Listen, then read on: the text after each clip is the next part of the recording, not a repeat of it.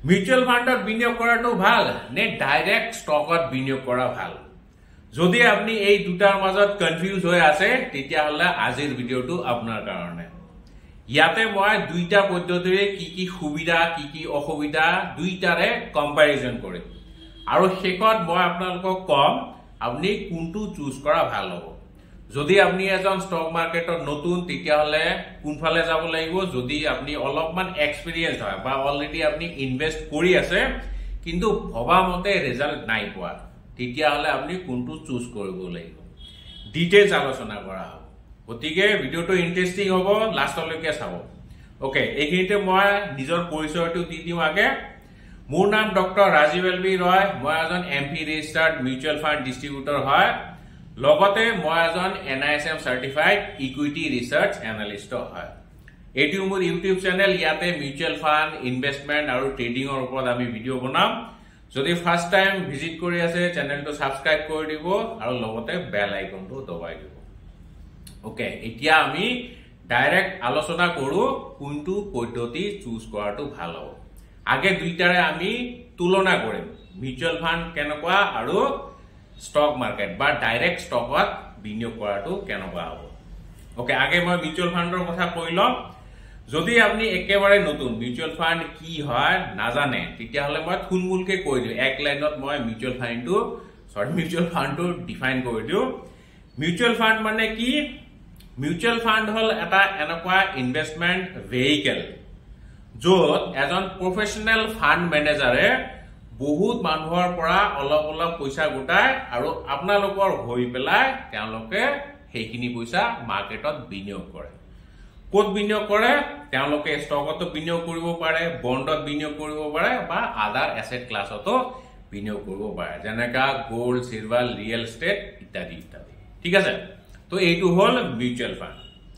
okay mutual ফাণ্ডৰ এতিয়া মই প্ৰস খিনি কৈ দিও মিউচুৱেল ফাণ্ডৰ কি বেনিফিট এক নম্বৰ বেনিফিট যেনেকে ডেফিনেশনটোতে আপোনালোকে গম পাইছে মিউচুৱেল ফাণ্ড এজন প্ৰফেশনাল ফাণ্ড মেনেজাৰে হ্যান্ডেল কৰে ঠিক আছে ৰাইজৰ পৰা যে পইচা উঠাই পেলাই বিনিয়োগ কৰিব বিনিয়োগ কৰাৰ ডিসিশনটো এজন প্ৰফেশনাল ফাণ্ড মেনেজাৰ যাৰ ফাইনান্সত বা ষ্টক মাৰ্কেটত ভাল নলেজ আছে ভাল এক্সপেৰিয়েন্স আছে ঠিক আছে সো যেহেতু তেওঁ প্ৰফেশনাল হয় তেওঁ এক্সপেৰিয়েন্স হয় নলেজেবল পারসন গতিকে তেওঁ ডিসিশন লব কেতিয়া কোনটো স্টক কিনিব লাগে কোনটো স্টক বিক্ৰী কৰিব লাগে কেতিয়া এন্ট্ৰি কৰিব লাগিব আৰু কেতিয়া প্ৰফিট বুক কৰিবলৈ কিমান পৰচন তেওঁলোকে পইচা কোনটো সেগমেন্টত লগাব যেনেকে ইকুইটিত কিমান পৰচন লগাব বা ডেটত কিমান পৰচন লগাব বা আদাৰ এসেট ক্লাছত কিমান পৰচন লগাব সো এভৰিথিং তেওঁলোকে ডিসাইড কৰিব মানে ফাণ্ড মেনেজাৰে ডিসাইড কৰিব সো অবভিয়াসলি তেওঁ যেহেতু প্ৰফেশনাল আপোনাতকে তেওঁ ভাল ডিসিশন লব আৰু আপোনাৰ পইচাখিনি তেওঁ ভালকে মেনেজ কৰিব পাৰিব ঠিক আছে তো এইটো হল প্ৰথম প্ৰস মানে মিউচুৱেল ফাণ্ডৰ সুবিধা বা বেনিফিট ঠিক আছে দ্বিতীয় সুবিধাটো কি ডাইভাৰ্সিফিকেশন স্টক মাৰ্কেটত যদি আপনি অলৰেডি ঘুমাইছে অলৰেডি আপোনালোকে গমে পাইছে যে স্টক মাৰ্কেটৰ পৰা প্ৰফিট কমাবলৈ হলে আপনি নিজৰ পোৰ্টফোলিওটো ডাইভাৰ্সিফাই কৰিব লাগিব একেটা ষ্টকতে যদি আপনি গুটেখিনি পইচা ঢালি দিয়ে তেতিয়াহলে আপোনাৰ পইচা হয়তো ইনক্ৰিজ নহব পাৰে ঠিক আছে সেই কাৰণে ডাইভাৰ্সিফাই কৰিব লাগে ডাইভাৰ্সিফাই মানে বেলেগ বেলেগ কোম্পানীত অলপ অলপ পইচা লগাব লাগিব ঠিক আছে অকল কোম্পানীয়ে নহয় ইকুইটি হলে কোম্পানীত লগাব আৰু ডেটতো অলপ পইচা যাতে আপোনাৰ সুৰক্ষিত হৈ থাকে বা ফিক্সড ৰিটাৰ্ণ দি থাকে সেই কাৰণে তেওঁলোকে বন্ড বা ডিবেঞ্চাৰত ইনভেস্ট কৰে ঠিক আছে ধৰি লওক 30% বন্ডত লগালে 70% ইকুইটিত লগালে আকৌ ইকুইটিৰ ভিতৰতে লাৰ্জ ক্যাপ আছে স্মল ক্যাপ আছে মিড ক্যাপ আছে তেনেকে তেওঁলোকে পোৰ্টফোলিওটো ব্যালেন্স কৰিব ঠিক আছে তেওঁলোক জানে কোনটো সময়ত কেনেকে পোৰ্টফোলিওটো ব্যালেন্স কৰিব লাগে ঠিক আছে হেতু হল ডাইভাৰ্সিফিকেশন মানে আপোনাৰ পইচাখিনি একে জায়গাত ঘুমাই না থাকে আৰু এইখিনিতে মই ওয়াৰেন বাফেট ফেমাস কোটটা শেয়াৰ কৰিব বিচাৰিম তেখেতে কৈছে don't put all your eggs in one basket আপনার গুটেকিটা কণী মানে যদি আপনি কণী কিনিছে গোটেইকেইটা কণী একেটা বাস্কেটতে থৈ নিদিব কাৰণ কিবা কাৰণত বাস্কেটটো যদি পৰি যায় আটাইকেইটা কণী ভাগি থাকিব নহয়নে সেইকাৰণে অলপ অলপকে আপুনি বেলেগ বেলেগ জায়গাত থৈ দিব যদিও এটা বাস্কেট পৰি যায় বাকিকেইটা সুৰক্ষিত হৈ থাকিব ঠিক আছে সো সেইকাৰণে মিউচুৱেল ফান্ড এইটো পইণ্ট অফ ভিউৰ পৰা অলপমান ভাল কাৰণ ৱাইড ডাইভাৰ্সিফাইড হৈ থাকে ঠিক আছে এণ্ড তৃতীয় বেনিফিটটো কি SIP সিস্টেমেটিক ইনভেস্টমেন্ট প্ল্যান আপনি SIP নাম হয়তো অলরেডি শুনিছে সো SIP মানে কি ধৰি লওক আপনি যে দৰমা পাই আছে বা ব্যৱসায় কৰি পেলাই পইচা অলপমান ইনকাম কৰি আছে তাৰে এটা পৰ্চন আপনি মাহে মাহে সিস্টেমেটিক্যালি ঘুমাই থব পাৰে ঠিক আছে মিউচুৱেল ফান্ডত হয়তো এইখিনিতে কোনোবা ক'ব পাৰে যে আমি ষ্টকতো SIP কৰিব পাৰো অবভিয়াসলি কৰিব পাৰে ষ্টকতো SIP কৰিব পাৰে কিন্তু ষ্টকত আপনি যেতিয়া SIP কৰিব এটা ষ্টক যদি SIP কৰে হেতু ষ্টক যদি কিবা কাৰণত বেয়া ওলাই যায় কাৰণ আপনি ভালকে নাজানে কেনেকে ষ্টক এনালাইসিস কৰিব লাগে কিবা কাৰণত যদি বেয়া ষ্টক হৈ যায় তেতিয়া হলে ই বছৰ ধৰি ডাউন ট্ৰেন্ডত থাকিব আপোনাৰ পইচা নবনিব পাৰে ঠিক আছে ইনফ্যাক্ট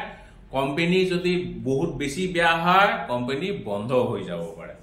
সো যদি তেনেকুৱা হয় তেতিয়া হলে আপোনাৰ গোটেইখিনি পইচা মাৰা যাব ঠিক আছে সো ষ্টকত SIP কৰাটো অলপমান ৰিস্ক আৰু হয়তো কিছুমানে ভাবিব পাৰে যে মই দুটা তিনটা বা পাঁচটা মান কোম্পানীত SIP কৰি দিম ওকে তাৰ কি গ্যাৰান্টি আছে আপনি যে বাসিছে ষ্টক কিটা SIP কৰিবলৈ গোটেইকিটা ষ্টক ভাল হ'ব নহয় না আপনি তো প্ৰফেশনাল নহয় গতিকে এইটো মিউচুৱেল ফান্ডত এটা ভাল বেনিফিট কাৰণ যেহেতু মিউচুৱেল ফান্ডৰ পোৰ্টফলিওটো ওয়াইড ডাইভাৰ্সিফাইড হৈ থাকে গতিকে তাত মানে পইচা লস হোৱা চান্সটো বহুত কমে আছে আৰু এইখিনিতে মই কৈ দিও যদি আপনি অলৰেডি ষ্টকতো ইনভেস্ট কৰি আছে মিউচুৱেল ফান্ডতো ইনভেস্ট কৰি আছে এতিয়ালৈকে আপনি হয়তো গমে পাইছে যে ষ্টকতকে আপোনাৰ মিউচুৱেল ফান্ড পোৰ্টফলিও অলপ বেছি ৰিটাৰ্ন দিছে ঠিক আছে তাৰ মেইন কাৰণ কি কাৰণ আপনি ভালকে ষ্টক ৰিসাৰ্চ কৰিব নাই জানা ঠিক আছে সো এইগিটা মুঠতে মিউচুৱেল ফান্ডৰ বেনিফিট হয় আৰু বহুত সুবিধা আছে বেছি নকওঁ কিন্তু প্ৰাইম এই তিনটা বেনিফিট হয় এতিয়া মই অলপমান ষ্টকৰ কথা কওঁ ষ্টকৰ কি বেনিফিট ডাইৰেক্ট ষ্টকত যদি আপনি বিনিয়োগ কৰে কি সুবিধা পাব পাৰে চাও ডাইৰেক্ট ষ্টকত যদি আপনি বিনিয়োগ কৰে অবভিয়াসলি তাত ৰিটাৰ্ন বহুত বেছি পোৱা যায় যদি আপনি ভাল কোম্পানী বাছি উলিয়াব পাৰিছে তেতিয়া হলে অবভিয়াসলি আপোনাৰ ৰিটাৰ্নটো অলপমান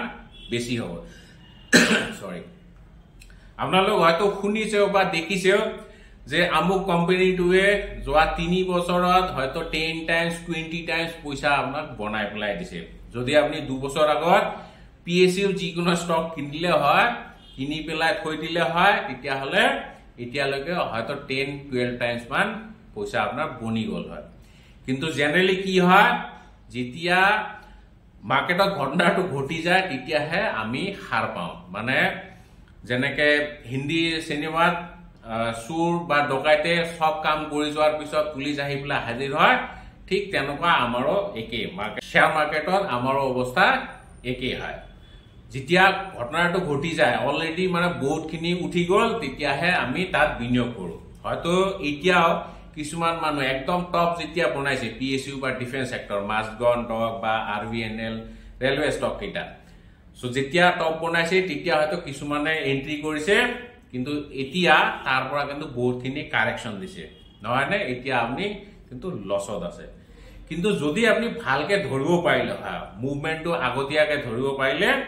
মিউচুৱেল ফান্ডতকে অবভিয়াসলি বহুত বেছি আপনি ৰিটাৰ্ন পাব ষ্টকত ঠিক আছে 2 নম্বৰ কি ইয়াত আপোনাৰ কন্ট্ৰোল আছে নিজে আপনি কন্ট্ৰোল কৰি পেলাই নিজৰ পোৰ্টফলিওটো বনাব পাৰে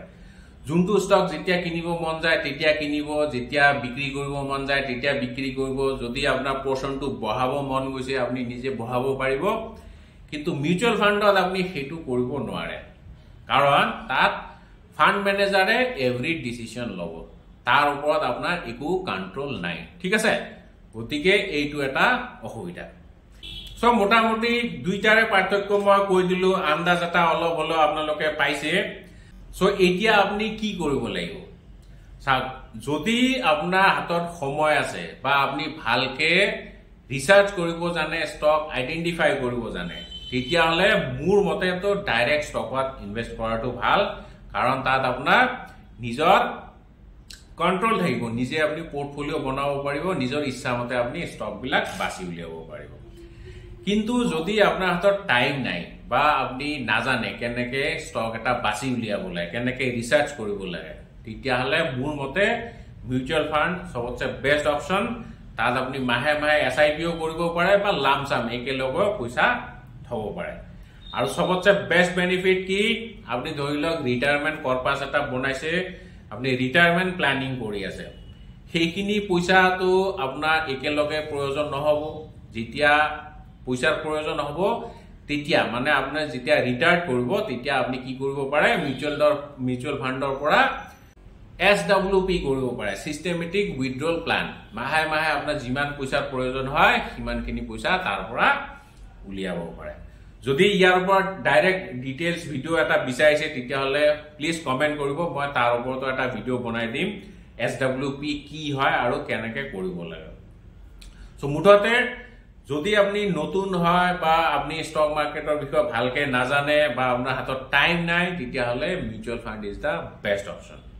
আৰু যদি আপনি ফুল টাইম স্টক মাৰ্কেটত আছে